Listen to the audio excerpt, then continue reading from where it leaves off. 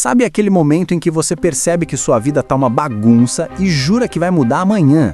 Pois é, o amanhã chega, você promete que agora vai, mas de novo se pega no meio do caos. É como tentar organizar o quarto, começar pelas gavetas e quando vê, já tá revivendo fotos de 2012 e desistindo.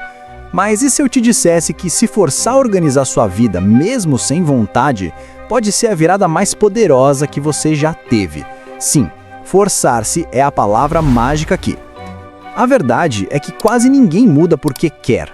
A gente muda porque precisa. E o curioso é que essa necessidade raramente vem com motivação. Ela vem com desconforto. Foi assim com Thomas Edison, por exemplo. O cara só começou a testar centenas de filamentos porque estava sendo pressionado a entregar resultados, não porque estava inspirado. E olha no que deu. A lâmpada. Ou seja, se ele esperasse o dia perfeito, o planeta ainda estaria no escuro.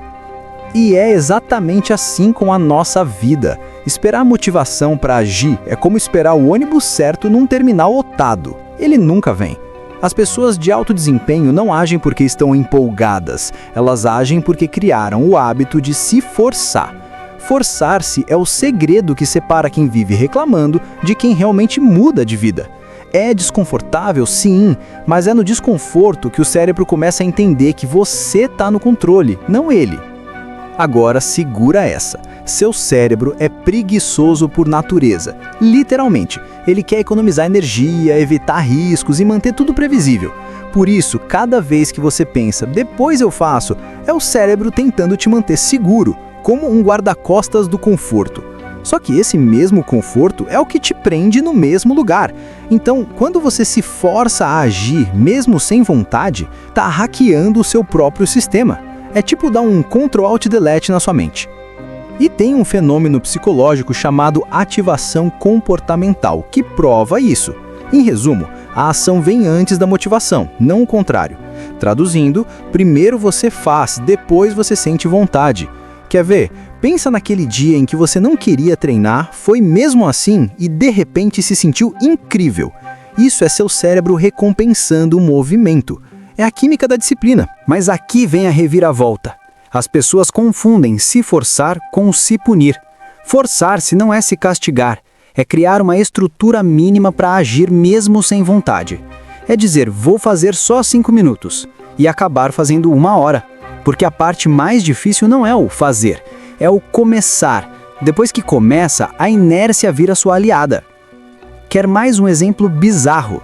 Leonardo da Vinci, o gênio que pintou a Mona Lisa, tinha o hábito de deixar tudo pela metade. Sério, o cara era o rei da procrastinação.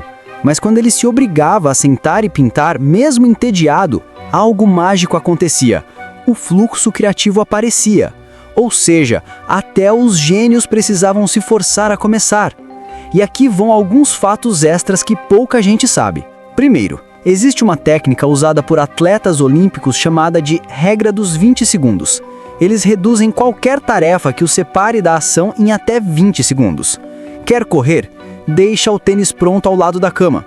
Quanto menos barreia, mais fácil se forçar. Segundo, estudos da Universidade de Stanford mostram que o cérebro precisa de apenas 21 dias de repetição forçada para aceitar um novo comportamento como natural. Ou seja, se você se forçar por 3 semanas, o esforço vira impulso.